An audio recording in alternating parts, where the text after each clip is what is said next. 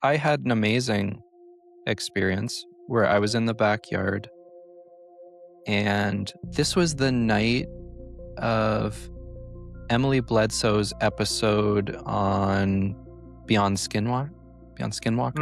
Yeah, gotcha. Afterwards, I went out and I was just in this state of feeling really thankful, and I was doing basically a gratitude meditation outside, and I was looking at the stars, not asking for anything, not expecting to see anything, but exactly where I'm looking as I'm having this thought is a camera flash, like what looks like a giant flash in the sky. Yep. And I was like, oh my God. And I was like, was that for me? Flash. I'm like, come on.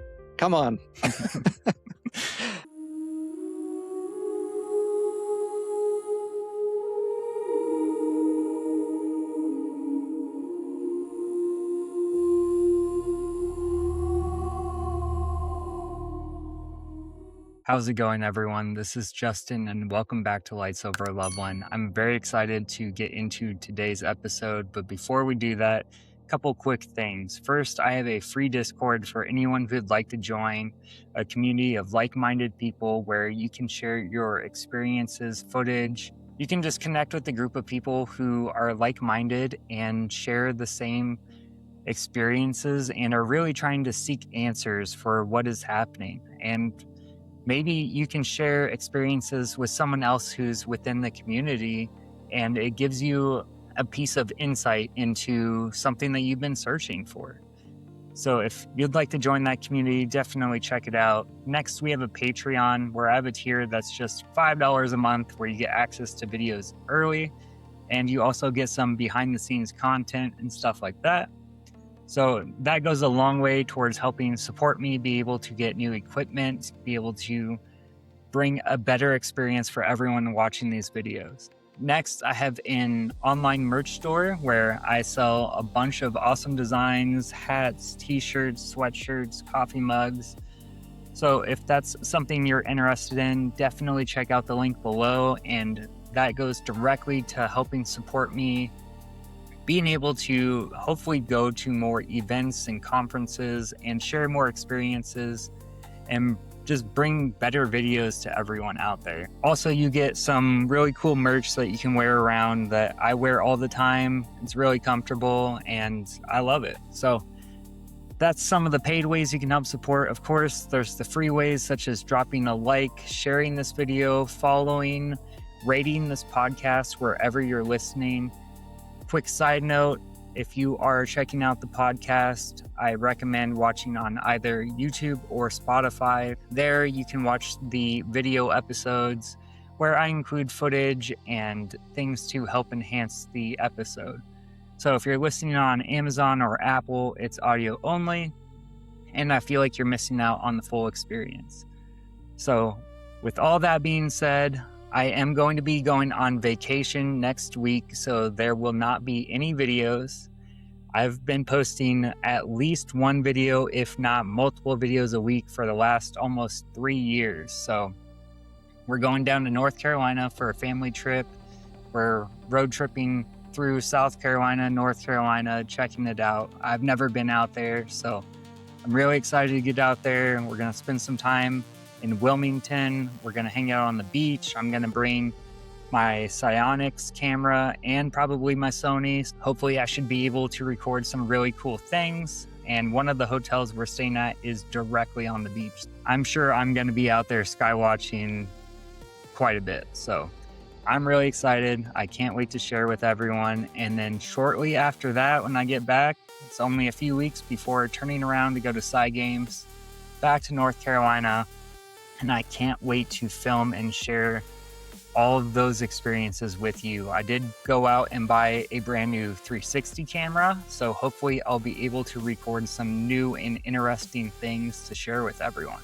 I'm really looking forward to all that, but right now we're getting into an amazing episode where we talk about a bunch of very close topics to my heart, and I think these have to do with disclosure and how this is going to unfold, because to me this is a very personal experience And it's gonna be up to you to use your intuition and interpret the data and information that's being given to us to see, what you believe is going on. Because I am sure we are going to get fed disinformation at some point, and it's going to be up to us to sort through the information and the data and figure out what the truth is. So I think trusting your intuition and developing your senses is going to be a key thing to have moving forwards. Now let's get into today's episode. Welcome back to Beyond the Lights.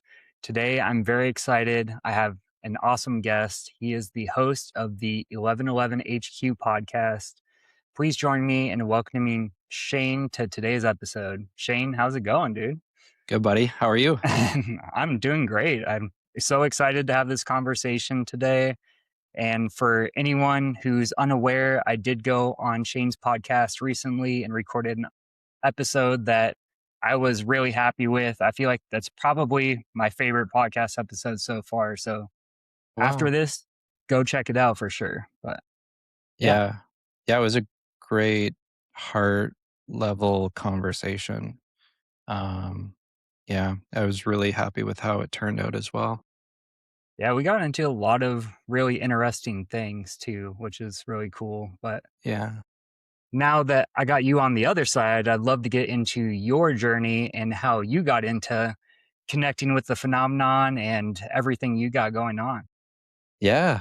Yeah. I mean, it's hard to know even where to start with my Right. story because it goes so far back, and it's really only been in recent years that things have been unfolding drastically.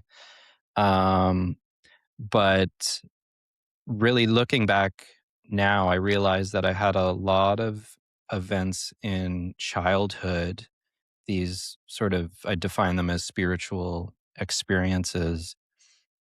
But as we get older, it gets kind of taken away from you in a way, or at least that's the way I feel about my experiences.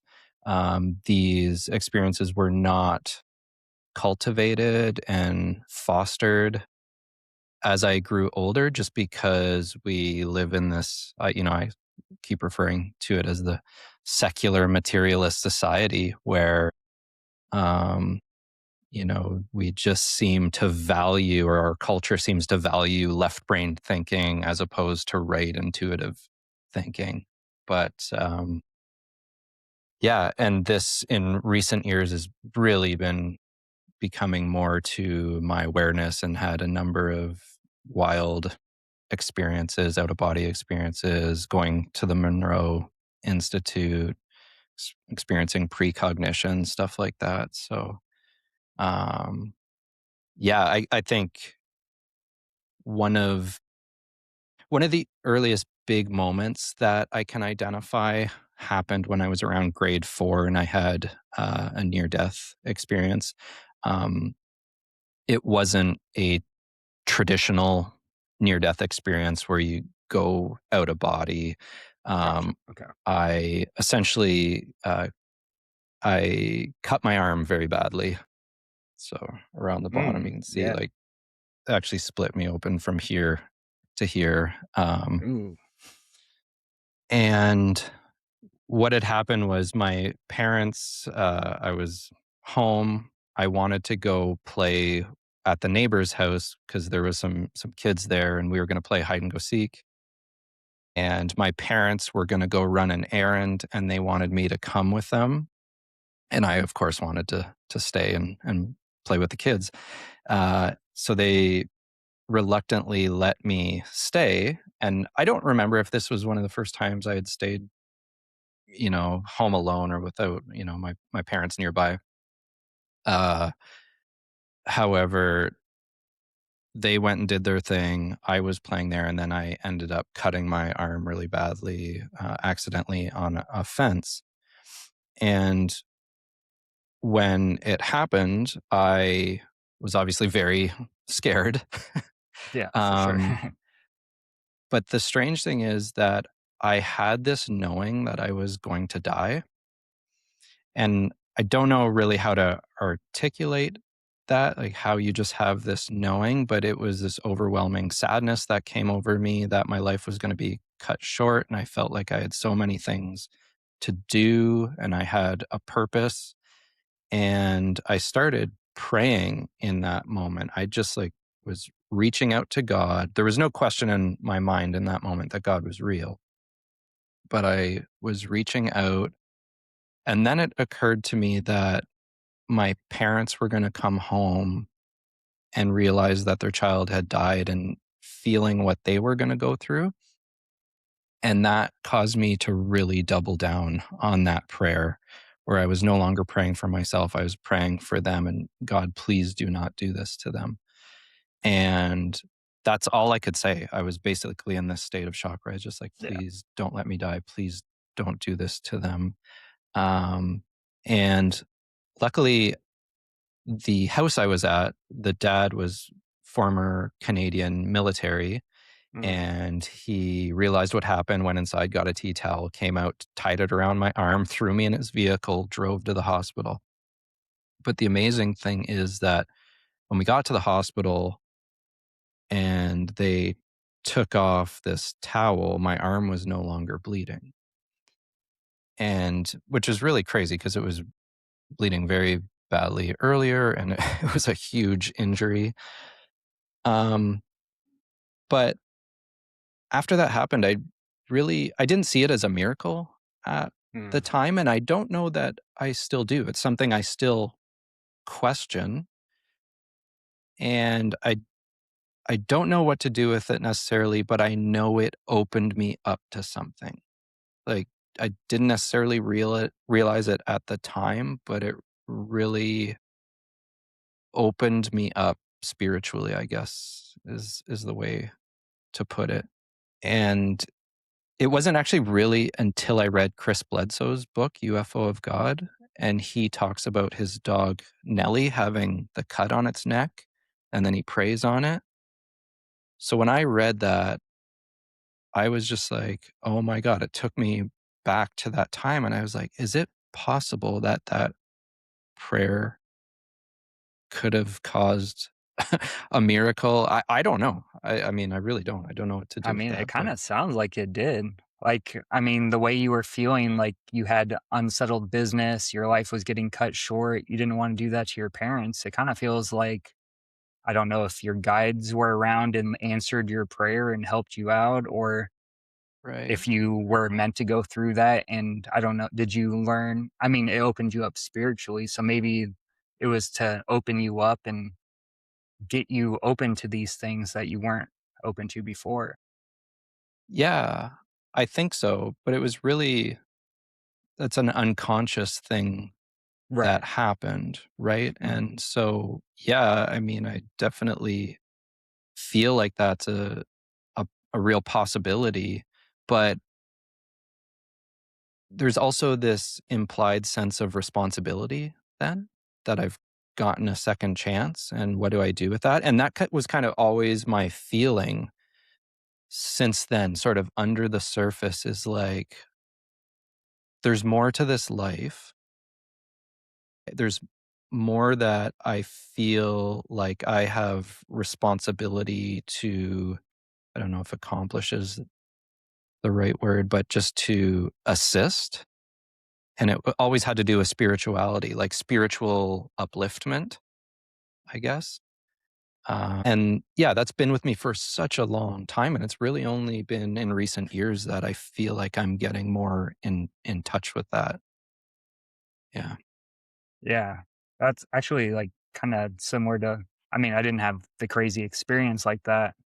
I actually did have I don't remember exactly how old I was. I think I was about 10, um, but I ended up having a bunch of blood in my stool, and I ended up having to go get a colonoscopy at 10 years old, and I had, like, a polyp the size of a tennis ball. So, like, I don't know how close I was to, like, anything on that. I was losing a lot of blood at that point, but yeah, I don't that same feeling though, like, I've always felt like I've always wanted to help people, and I've always felt like I didn't know what my purpose was, on this planet or anything. And it's really just been this last couple years. It's like all unfolding. Like I didn't even know Mm, this was a possibility. Is right. that something? I mean, that sounds very similar to what you've gone through too. Yeah, for sure. And do you remember this feeling during childhood of feeling like life is big? Like there's so much purpose or asking big questions? Kind of like I always felt like I was going to do big things. Like I always had dreams of doing these big things, but then nothing ever really felt right. Like in the moment, I love doing math in school. Math was my favorite subject. I took every math class I could in high school, and I had it completely in my head. I was going to be an engineer of some sort when I graduated. Went to college, did that semester, and I was like, I don't want to do this. I Mm, don't know what I want to do, but I don't want to do this. And yeah, it's really just been since 2023, like going through the spiritual unfolding that I've been on, realizing that I think this is what I've always been meant to do is just sharing these experiences and helping everyone else like raise up. right. Yeah. Yeah, I definitely can remember, going through high school and you have to start thinking about what you're going to do with your life, what's your career path, and feeling like I had absolutely no idea. Nothing felt, whatever options were being put before me, none of them felt natural or like it was my calling. And it always felt like whatever my calling is, it's something outside of that. I don't know that I've found it necessarily yet, but I definitely feel more aligned. I'm feeling much more in spiritual alignment recently. So that's really gratifying. And I had, so when I was 12 years old, right before my 13th birthday, I had what I consider like my next big moment, and it had to do with a prayer as Mm, well. okay. And I was basically told by a friend that I was going to go to hell if I didn't accept Jesus. Mm, And yeah. so that caused this real internal struggle and questioning and fear. It was really a fear state that I was Were in. Were you religious growing up? Well, my family went to a Lutheran church, but we were the type of Christians, I guess, that went to church on holidays Gotcha. or Okay. like for bigger events. We didn't go all the time, but I remember going to Sunday school and enjoying it and thinking about God. So I had this introduction to religion and spirituality, which provided a nice foundation. Um, But when I had this experience of being told that I might go to hell or that I would go to hell if I didn't accept Jesus, and I'm in this fear state, I probably for the period of a month, I'm just having these big questions and struggling going to sleep. And um, I ended up saying a prayer and it was extremely sincere. It was just like, I need to know. I need to know what this life is. I'm confused. I'm scared. Please, God, if you're real, help me and show me. And about a month later, it was my 13th birthday, and my stepfather gave me this book called the Urantia Book. And I feel like that was the answer to my prayer Gotcha. because it claims to be written by non-human intelligences Mm, as I guess, as an information manual, you could say that's my language of explaining reality, God, the mm, purpose of life, evolution. At the last part, so there's 4 sections of the book, and the last section, part 4, is about the life and teachings of Jesus. mm, Um, but it's not a religion.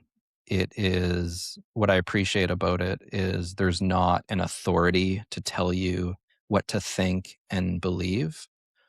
It gives you the freedom. What it explains is that God is within us, and it's basically a partnership between you and the God source. And God is trying to lead you along a spiritual path, but it's up to you and your human free will to accept that leading or reject it. And so that really resonated with me at the time and gave me a lot of comfort. And now, over 30 years of having the book, I 100% believe what it claims to be. Yeah, I'd never heard of the book at all until I heard you talking about it actually. And yeah, hearing you describe it, like that's the beliefs that I've come through my meditations and learning about the Monroe Institute, doing like the gateway tapes and all that stuff.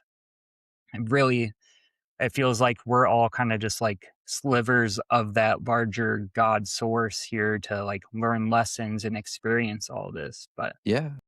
yeah, so that book's been really influential in your life then since you were 13. Yeah. Yeah. For sure.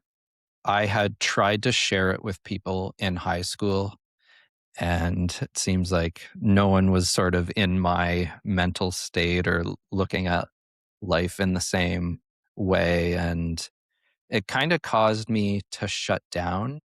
And I also, the idea of promoting a book specifically just didn't feel right to me. Like I didn't want to come off as preachy or pushy. So it just became this tool for my personal spiritual growth. And that's the way it was for a long time and still is. Yeah, I could definitely like, because that's the reason I didn't like religion either, is like it feels very preachy, like this is what you have to believe, this is how it is, versus Yeah. yeah, like I'm so much more open, receptive to just like, here's some possibilities. It's up to you. I mean, really, we have the free will to do what we want. But if you want to like follow these like synchronicities and stuff that pop up into your life, then you can kind of get onto this more aligned path. And I know synchronicities are something that are very big for you. So I'd love to get into, when did you first start noticing synchronicities and how they were like guiding your life? Yeah, that's a great question. And I don't know that I can identify all of them, because what I'm realizing now is I've had more things happen to me in the past that I've been able to remember. So it's like this opening, but one of as far as, let's use as an example the 1111 phenomenon and synchronicities, which happened to me, that started happening in 2018. So what happened was well, actually, my wife was getting a psychic reading, and she asked if I wanted to go with her. And I just happened to be busy at work and couldn't make it. But she went, and her reading was recorded. And when she got home, she let me listen to her recording. And there was a bunch of stuff in that recording which didn't make sense to her, which, I mean, is sometimes the case with psychic readings. You're not supposed to necessarily understand everything in the moment. But I listened to it, and I knew exactly what this information meant. And it was essentially, I had a friend in high school who passed away, and he was coming through in the reading in a very specific way that I would understand. That was Wow. only a part of it. There was a lot of things that happened, but that really piqued my interest. And then I felt like I had to go see this woman. Her name's Kelly Elson, by the way, and I've interviewed her on my channel. So I went and saw her, and about a month before I went to get this reading, I started experiencing the 1111 phenomenon, which, if people aren't familiar, it's seeing a number. In my case, it was 1111 over and over again in the most unlikely, or it's more than chance that you're seeing it, right? Like getting it on receipts, the time, getting a message from somebody, thinking about somebody. This happened to me.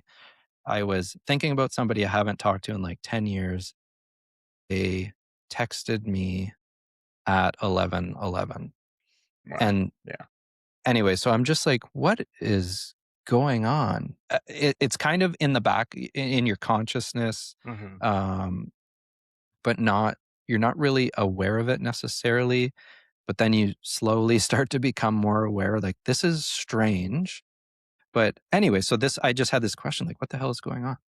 So I went to see Kelly, got the reading, which was wonderful. And she said a number of things in the reading that suggested that I have the same abilities that she has. And I kind of didn't necessarily believe it, but I'm like, I feel like something about that is true. Like I said to you before, I feel like there's this calling, and I've Yeah. always been intuitive with certain things and experienced some premonitions previously. But what was interesting is at the end of the reading, it's being recorded, and uh, I stop the recording, and it stops at 1 hour, 11 minutes, 11 seconds. And she sees my phone because it's really big on the screen of my phone. And she's like, "Do you see that number a lot?" And I was like, "Yeah, oh my, like, what is going on? Please tell me what this means." Yeah. And so she explained that, in her opinion, that these exterior agencies or forces, you can call it what you want if you want to feel it's angelic or whatever, were trying to get my attention because it could be of service either to myself or others. And that Mm. if I start paying attention to the synchronicities, it can lead me down a spiritual path if I'm willing to follow that. And I took that really seriously. And after that reading, that's when things really started to happen for me. Uh, it felt like whatever these abilities, if we want to call it abilities within me, started opening up, and I started having more premonitions. And these specifically at that time, I felt like two things were going to happen. There was going to be a massive shift in the world, Mm. which would eventually, the pandemic would be Definitely. the Yeah. thing that I was feeling. Yeah. But at that time, that was a crazy idea, right? That there's going to be this global event that changes society and culture, and we're sheltered in our homes. And I didn't know what that was. I didn't, like, I was like, is this massive earthquakes around the world that causes a cataclysm? Or I don't know. It was just this feeling. But the other thing, which is really interesting now, had to do with disclosure. Mm. That I already knew that we're not alone in the universe, and that these beings are here, but that this would become more prevalent. So again, both those things, 2018, really hard to believe. It was not something I was going to openly talk about with people, but this was just in me. So now, looking at where things have come, I'm like, okay, I know I can trust my intuition. The question is, what do I do with that going forward? That's really interesting that you brought that up because I actually had that same like kind of thought yesterday. And I was thinking about because for anyone listening right now, if you're unaware, the White House did just release the first round of UFO files. So I did go through that, see some photos and videos. There's some interesting things in there. But I was just thinking about how crazy it is that we are now at the point where the White House is releasing information on unidentified objects. And we have Congress members talking about reverse engineering programs, hybrid beings, like all this kind of crazy stuff. And I was just thinking, like, why did I get into this in August 2023? Like, why did I go outside then see the things in the sky, and that's when it clicked for me. And I was just thinking about it. I was like, were they waking me up? And then also, was that my intuition? Like, I really just trusted my intuition that, this is going to be coming out more in the next couple years, kind of like you were feeling. Mm. But I was just Mhm. thinking about that. I was like, my intuitions must be pretty good if I was able to now see what is unfolded from all that. And yeah, Right. have you found, I guess, real like good ways to trust your instinct more? Has there been any other things that you've felt that are coming forwards or anything like that? Um, yeah, this is this is another hard thing to articulate. It just Yes, is having the trust. Now it's just just trust trusting. yourself and go with it. Actually take the actionable steps. Don't suppress it. That's where I'm at right now. Gotcha. Have you gone through personal changes through starting this podcast? Like for me, I was very shy and I'm really overcoming public speaking. But I'm also realizing now that right behind those fears is also where I needed to be. Like this is really where that path has unfolded, is when I finally took those steps to be uncomfortable and start to like push myself. Is that something that you've experienced too? Yeah, for sure. Because I've talked about this a lot is how I don't feel like I'm the right person to do this thing. Like, I don't feel Mm, like a podcaster. yeah, I don't articulate myself well. I'm not a good public, like all this negative self-talk. And that was stopping me from actually doing it. But what I'm realizing more and more is to take the spotlight off of myself, to stop having those, to be constantly self-critical. I guess self-forgetfulness might be the word, because it's not constructive. You're not really doing anything good for yourself, worrying or having these insecurities. It's just like, who cares what anyone thinks? Who cares if you look like an idiot, you say something stupid, you don't know, you look like a fool. Like, this is part of being a human, right? Just trust that inner voice, or what I talked about before, this idea of God within. And I think we also have to be very careful to not thinking that we are God. right. Because you sometimes hear that language used, like, Um, it's like, yeah, God's within us, but it's pointing us into a spiritual direction that we need to align with. And we can't take ourselves too seriously or start, you know, being worshipful of ourselves. Do you know what I mean? yeah, it's when the ego takes control and it's like, I am God. And then I feel like the people who get to that point, if they get to that point, that's kind of when things start unraveling and they are veering away from the path they were on and everything. And it really, to me, seems really just humbling yourself and realizing that you're just a piece of this larger thing. And it's a beautiful thing that we have within us. And if you can learn to appreciate it and tap into it, then like everything just kind of starts working out for you. It feels like Yeah. the path I've been on has just been unfolding for me. Like I haven't really had to put in much effort recently for the podcast. I was like, oh man, I don't have any episodes recorded. I'm out of episodes. Then you hit me up. You're like, hey, I want to record an episode. I had someone else on Facebook be like, I would love to be on your podcast. I was like, cool. All right, let's schedule it. And then, yeah, all of a sudden it's just the universe is like unfolding this path to keep me going. Right. Um, yeah. Yeah. I think Go that's ahead. I think that's the key, right? Is when you make yourself available, or you invite this, you open up to the spiritual path, things really start to happen, and it results in this, it's like sort of spiritual joy. I think it's been referred to also as the peace that passes all understanding. Mm. Yeah. Hmm. Is there anything I guess, what's your favorite part of the Urantia book for anyone who is interested in checking it out?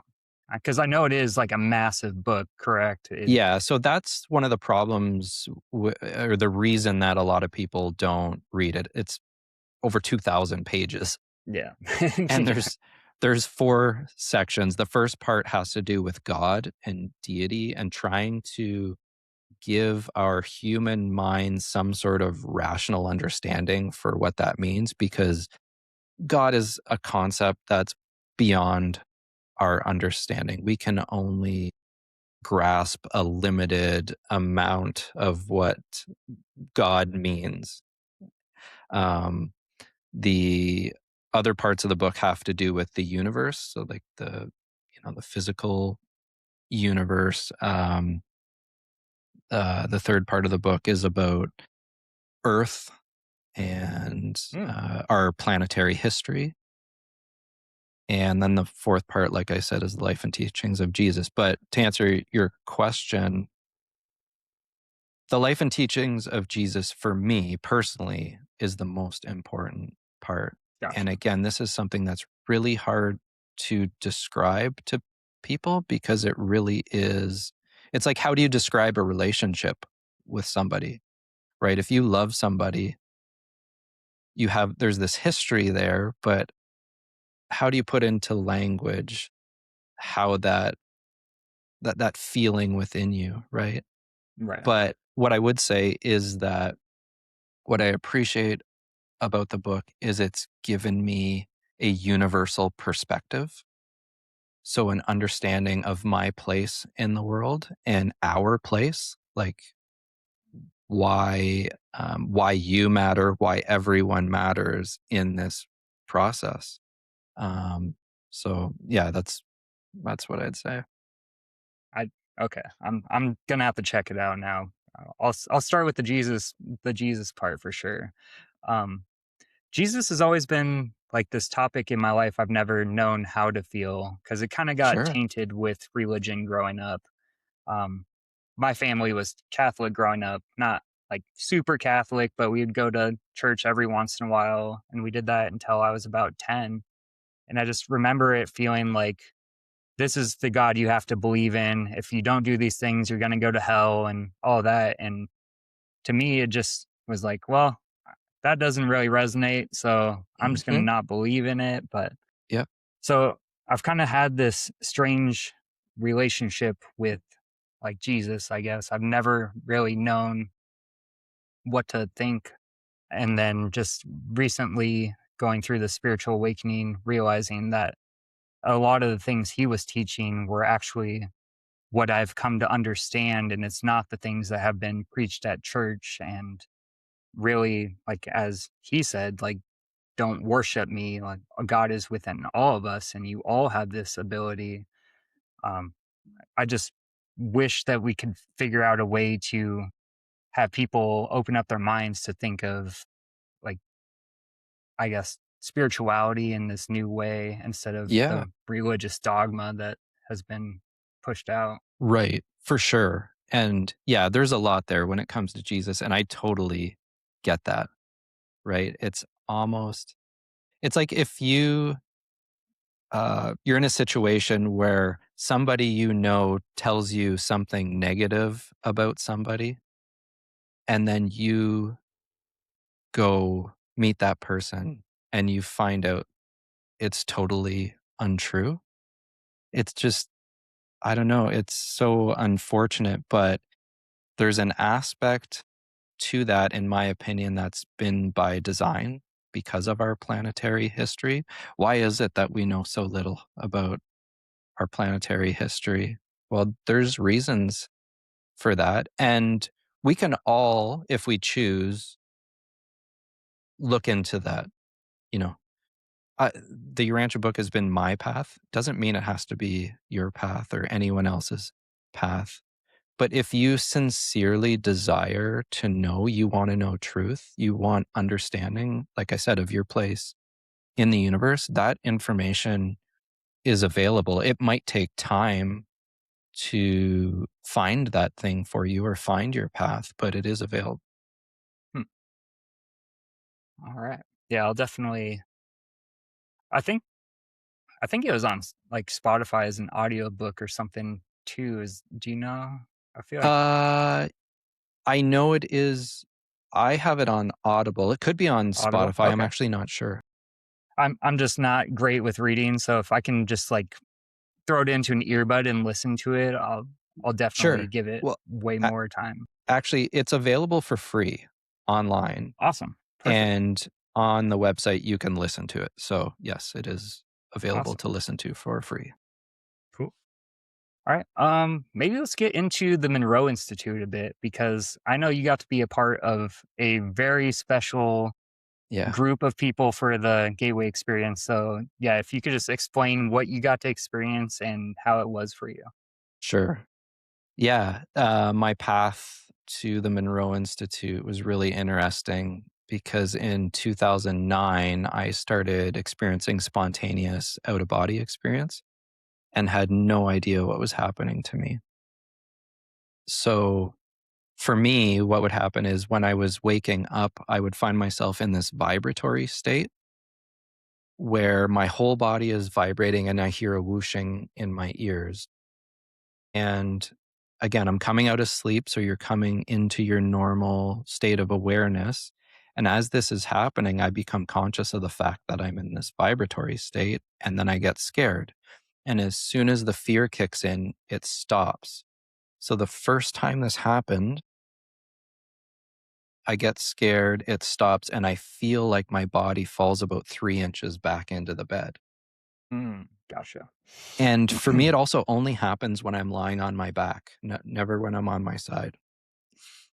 And so again, 2009 is the first time this happens. I'm like, oh my God, what was that? Right? Fall back. And I'm just like, oh my goodness. But it kept happening over and over again. Um, I wish I recorded, I wish I was more diligent about recording the details of this because I don't know exactly how often it happened, but it was happening several times a month to the point where I thought, is there something medically wrong with me? I asked my doctor.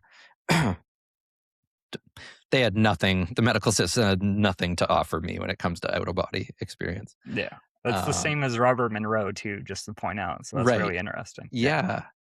And what's interesting about that is I feel like if I had been more diligent about looking into it, this information about Robert Monroe Mm, was available at that time. It's just I didn't take the initiative to look into it more deeply. So this happened, like I said, monthly several times, but then it sort of faded out over the year. And then I was like, oh, I guess that was just some phase I was going through.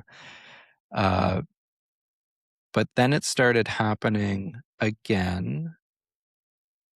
Coincidentally, after I read UFO of God, which was in 2023. mm, gotcha. Okay. So I ended up reading UFO of God, started watching Bledsoe Said So, heard about the Monroe Institute, and then in 2024, Yeah. it had been like 6 months since this happened previously. And I wanted it to happen because I kept telling myself the next time I'm not going to get scared. And I had been telling myself this for a while, but every time it happened, I would get scared. I'm like, I'm determined. Now I know a little bit more about what's going on. So the one morning I am in the vibratory state. I'm like, oh my God, it's happening. So I was like, don't get scared. Because I was like feeling the tension rise. And Yeah. as that happened, the vibrations would slowly start to dissipate. And I was like, no, don't go away. And as I had that thought, they intensified. I'm like, Mm, oh my goodness, like I'm able to control this. So I was like playing with that up and down vibration. And I that's know cool. I'm in my bed, but I'm just like, oh my goodness. And then I felt like there was a presence with me that was Mm, behind me. And I consciously said to it, okay, show me what you want to show me. And as soon as I had that thought, it felt like I was fired out of a cannon. The like intense whooshing, the feeling of motion, yeah. right? Like literal feeling of being shot out of a cannon. And when I stopped, there was complete silence. The vibrations are all gone. The noise is all gone. And I'm in a park that's a couple blocks from my house. It's the park that we play at with our kids. It's very early morning, so it's still dark, but the sun is about to come up. And I am taller than my body. So I'm like at a high, I'm not above the trees, but I'm like at leaf level. Yeah. And I'm looking around. And what's fascinating is I can see everything in super detail. It's like Mm, my vision is way better. I can look across the road. And again, I'm in this park regularly, so I know the area, I know the houses, but I can look across the street and I can see the detail of the brick. I was looking at one of the windowsills and I'm just like, oh my God, this is amazing. And it felt so peaceful. It felt like I was in this embrace of love. And then again, I feel this presence behind me and I'm feeling this peace and thankfulness. Like, thank you for, I don't even know what I'm doing here, right? This is so right. Yeah. strange, but the feeling of it is so good. But then in front of my face, these lines of text, like, like a book Mm, start going in front of my face, but just the words, but they're not words. They're like symbols and like beautiful cursive writing. And this is something that is really difficult to put into words because I've never seen anything like it and I don't know how to describe it. It's almost like the language was musical, but I mm, couldn't hear gotcha. anything. It was like there was light to it, but like this light language. But what I thought was, I'm being shown this because I know my mind cannot invent this. Like, this is beyond my Mm, wildest yeah. comprehension. So I'm like, thank you. Thank you for showing me this. Whatever it is, I have no idea. Yeah.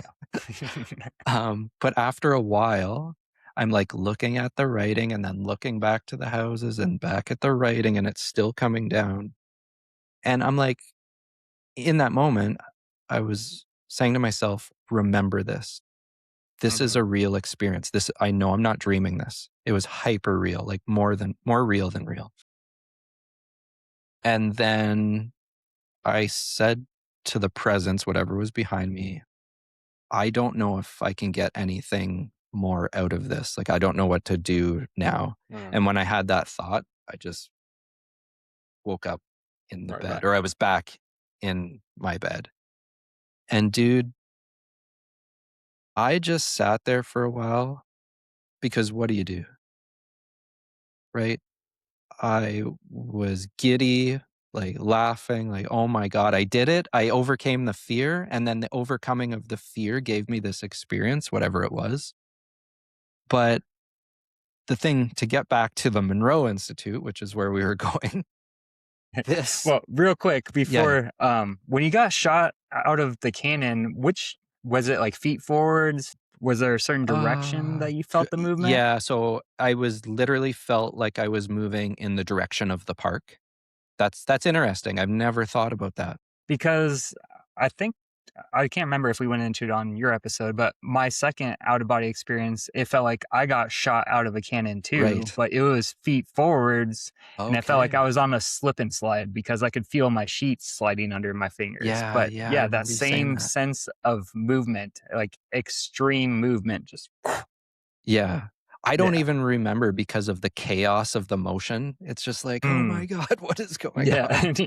Yeah. No, it's intense when I don't know how to describe that to anyone besides, yeah, it's just shot out of a cannon. Like Yeah. 0 to 100 and nothing. It was crazy. But I appreciate that you asked the question because I hadn't really thought about that.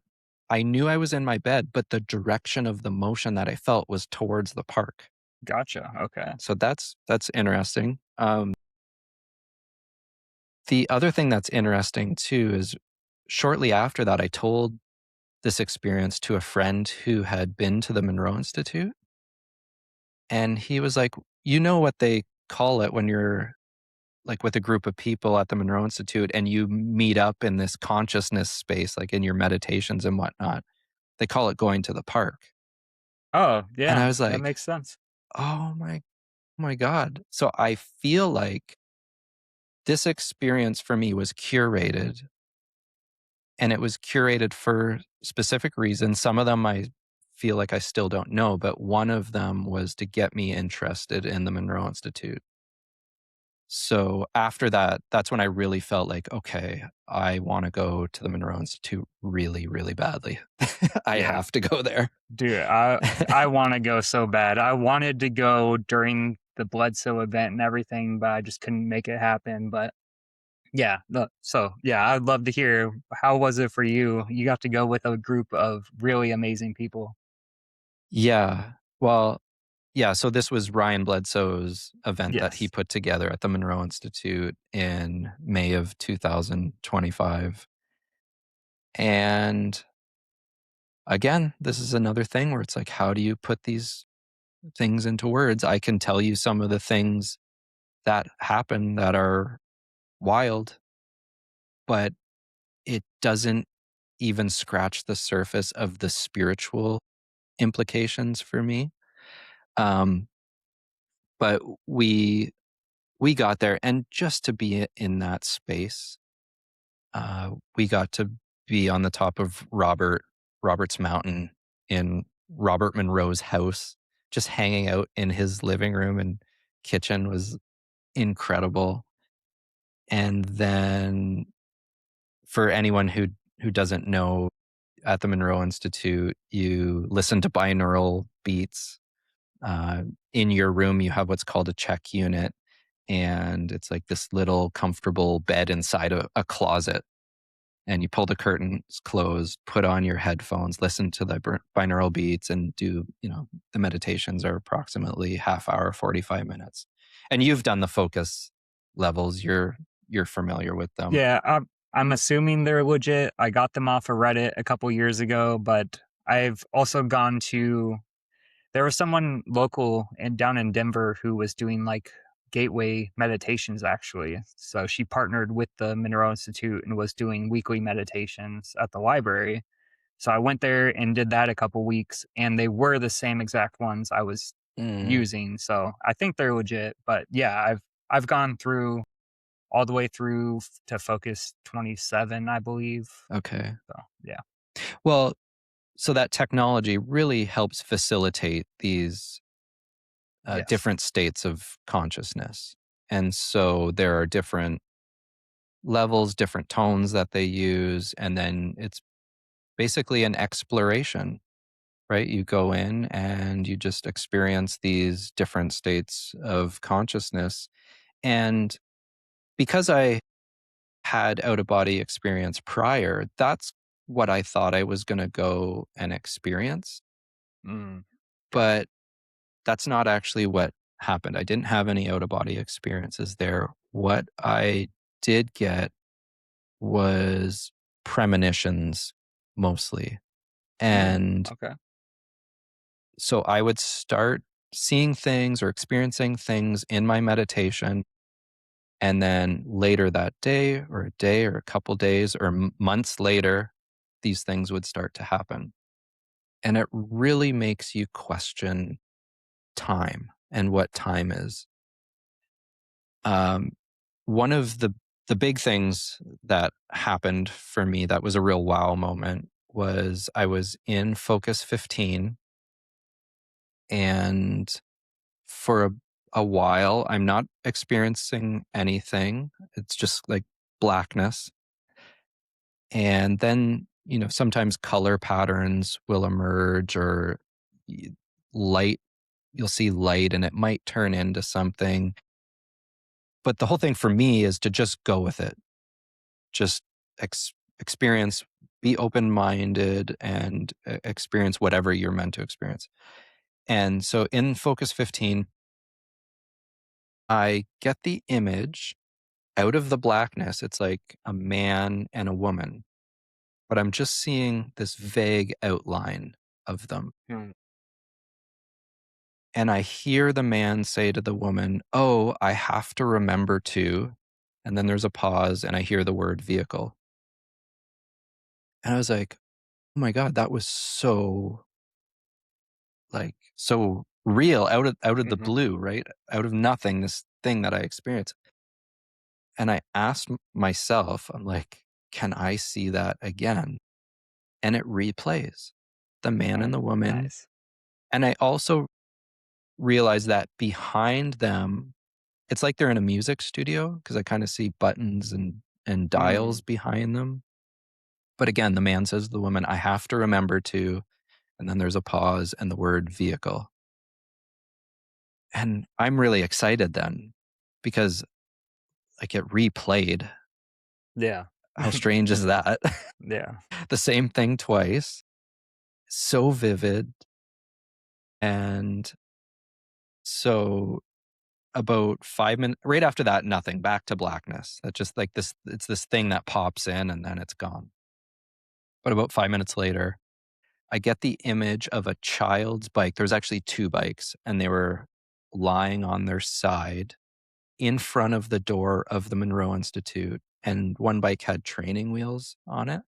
The whole thing when you're in these states is to not question it, because your left side rational mind just wants to jump in and like figure out what the hell is going on. But you just have to lean into this right brain intuitive side, and just whatever you can remember at the end of the meditation, just write it down, as crazy as it is. So yeah, I get the image of these bikes. I write that down. But then after the meditation, it occurs to me that the man and the woman might be our trainers. Arky and Darren were our trainers at the Monroe Institute. So I wanted to quickly go back to the meeting room, because after every meditation, you go back to this meeting room as a group and you all discuss what you experienced. So I wanted to ask them if they were in the control room where they play the binaural beats and talk to us while we're in the rooms. And so Arky's there, and I'm the first one in. I'm like, "Arky, were you and Darren in the control room?" And he says, "Yeah." I said, "Did you say to her that you have to do something involving a vehicle?" And he looks at me and he smiles and he's like, "Yeah, but you're not supposed to know about that." And I was like, "Oh my goodness." And I don't know if he's like putting me on. Did that really happen? Huh. So I sit back in the seat, or I go to the seat to sit down, and I'm just processing this, right? And everyone shares experiences. And then we're going on to the next lesson for the next focus level. And Arky turns on the television, which is behind him where it gives instruction. And there's a picture of a child's bike laying on its side with training wheels. And dude, I was like, what Yeah. the hell? Yeah. This is a thing that's happening in your mind, right? This Mhm. is like a personal thing. But then there's this outside validation. And again, it's like, what do you do with that? But I got really excited and I leaned into that excitement for each of the meditations. And so stuff like that was happening in throughout all of the meditation, I was getting these wild premonitions.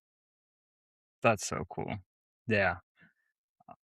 So, what weren't you supposed to know about? Wasn't there a Right. surprise? Yeah. Yeah. So the one section that I could not get that was being left out, the reason was so Ryan Bledsoe, of course, put this group together and he was surprising us at the end of the week by being there. So he wasn't with us the entire week, but he was showing up on the last day, which we didn't know about.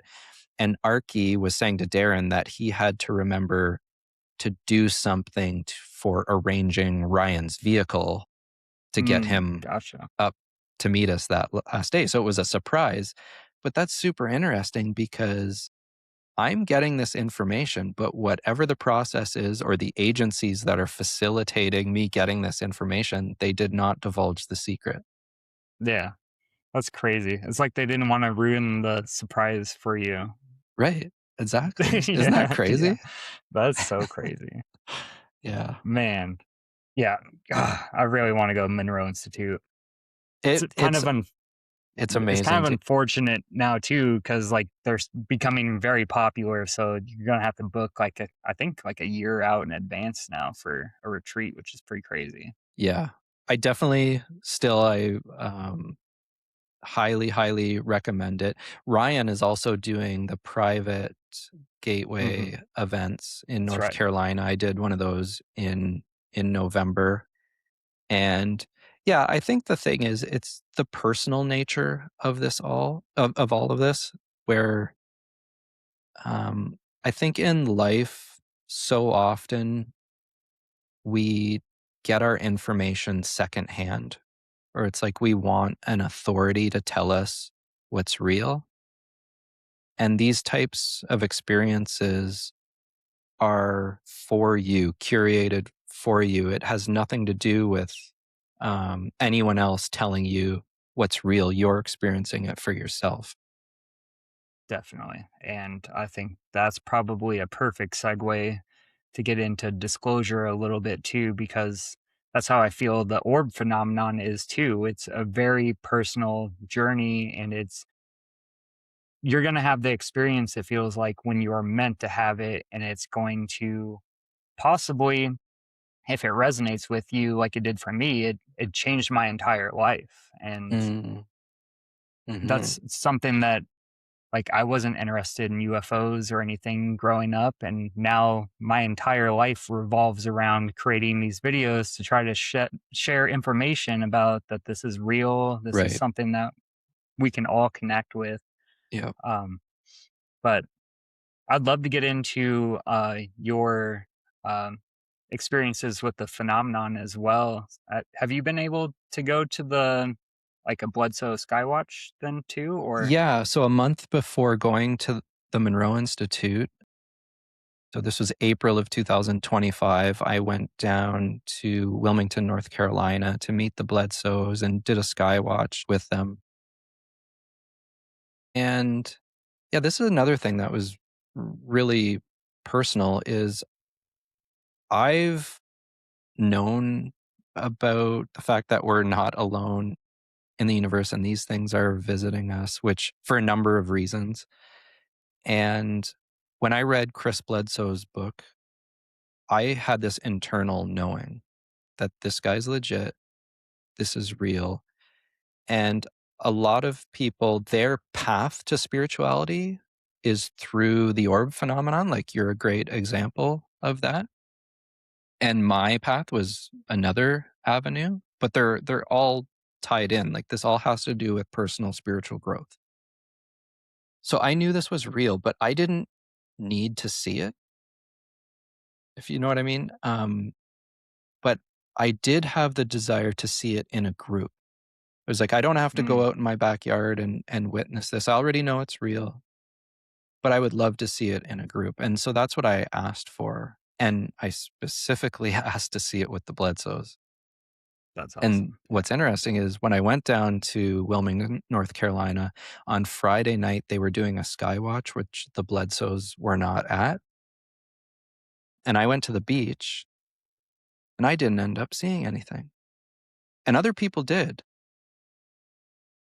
And I went to bed that night, and I wasn't disappointed because I really loved hanging out with everyone Yeah. and the Yeah. camaraderie and these heart level conversations. But I went to bed and I woke up the next morning and I remembered that I had previously asked not just to see it with a group, but to see it specifically with the Bledsoes.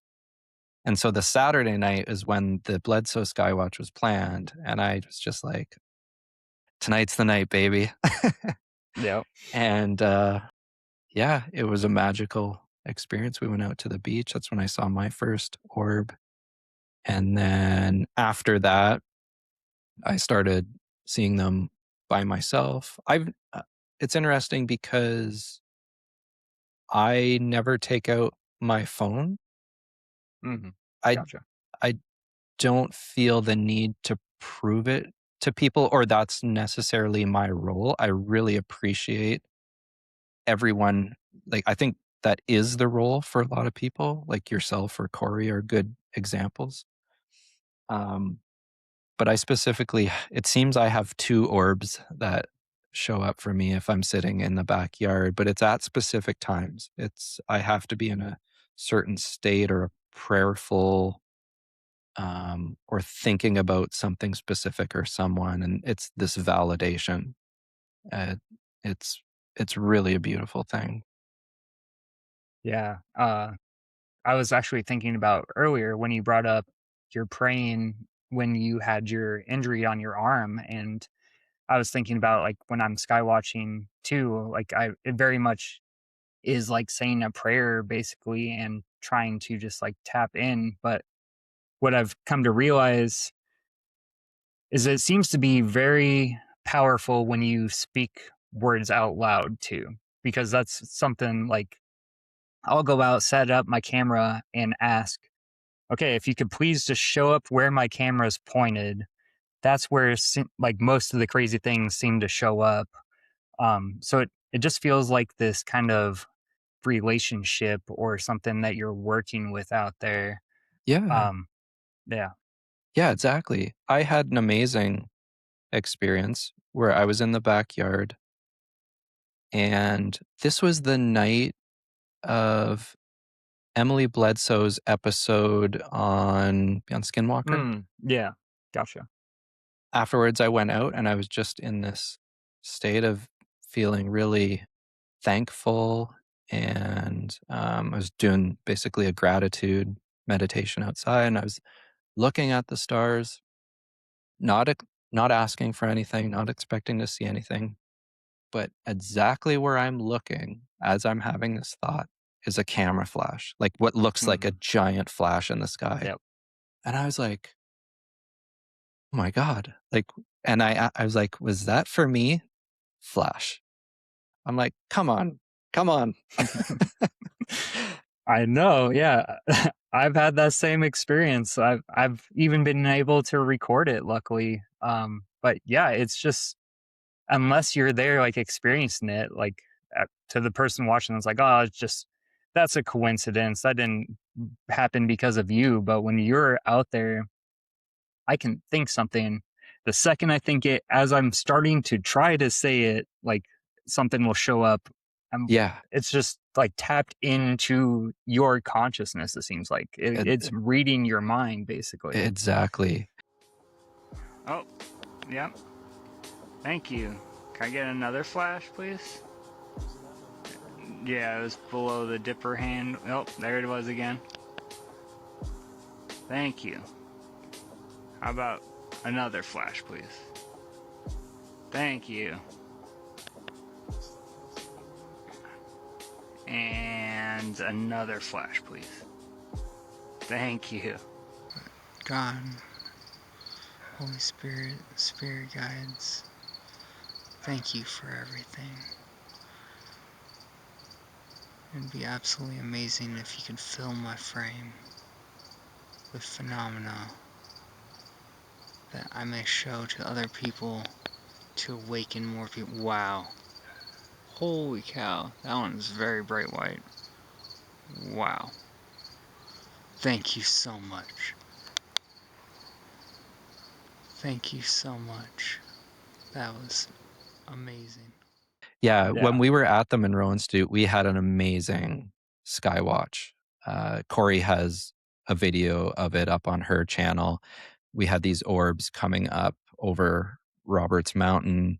I don't know how many we saw, but it was again a really beautiful personal experience for me because I had said a prayer and asked, like, there was some things that I was hopeful for, and those things ended up coming true that night. And we saw this, I don't even know what you would call, like, this orb. It was presenting like a firefly, but it was not a firefly. It was, we ended up calling it Swirly Boy. And again, you can see this on Corey's channel. But it was this amazing experience that happened in the moment very quickly.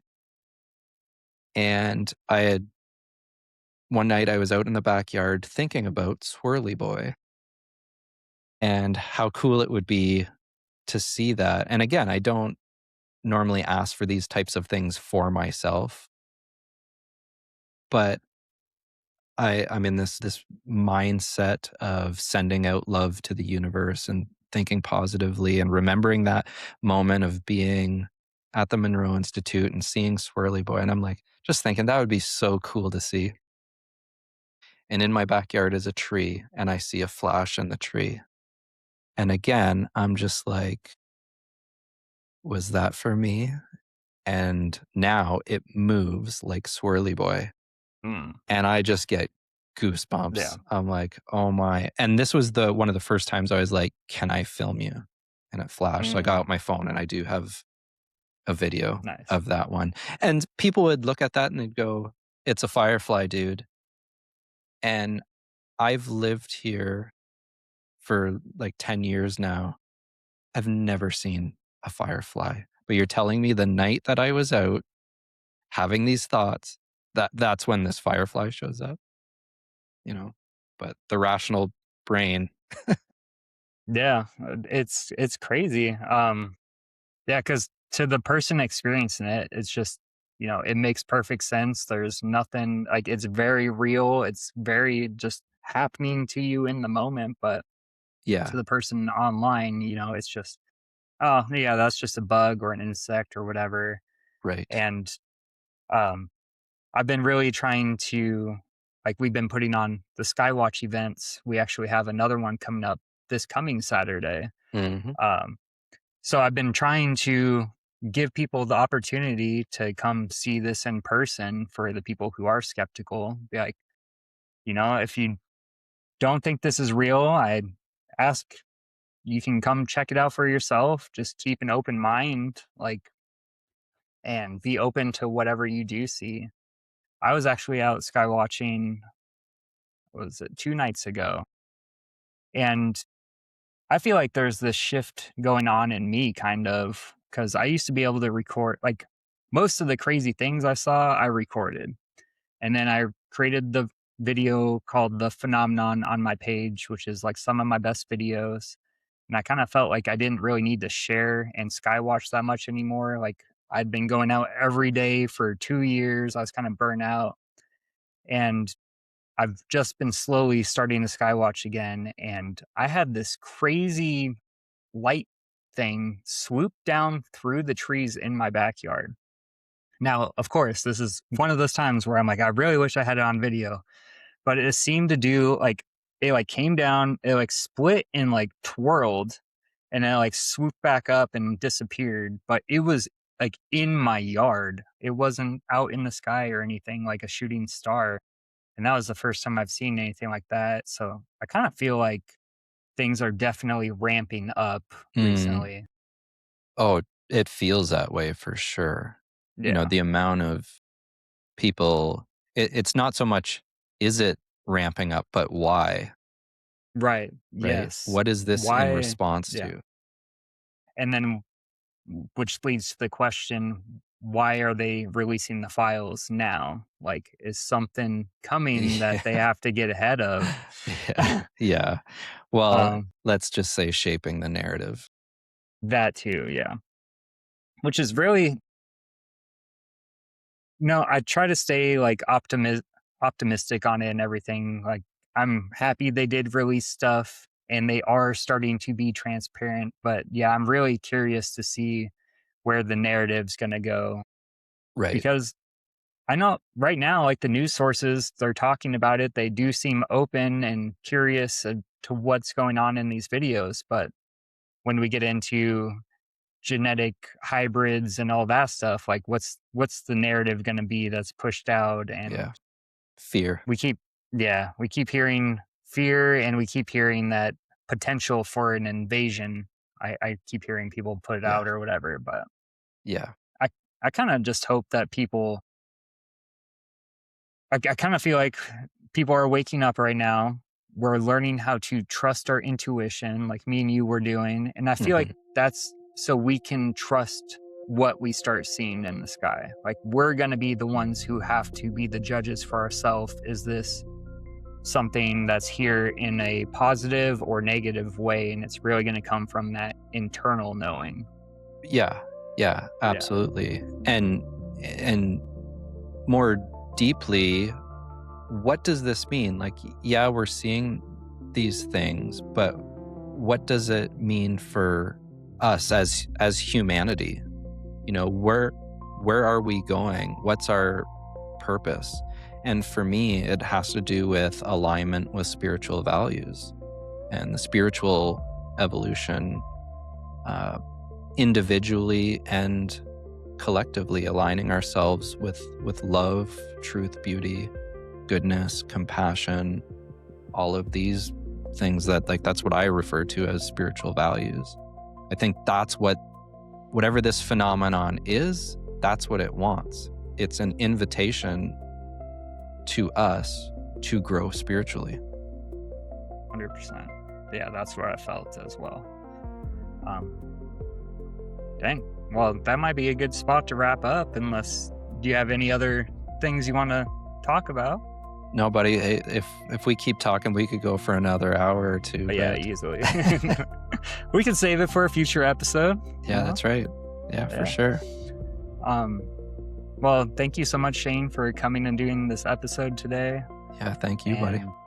Yeah, I'm really excited to share this with everyone. And yeah, just thank you everyone for being here and coming along with us on this journey. And I can't wait to see where we go next.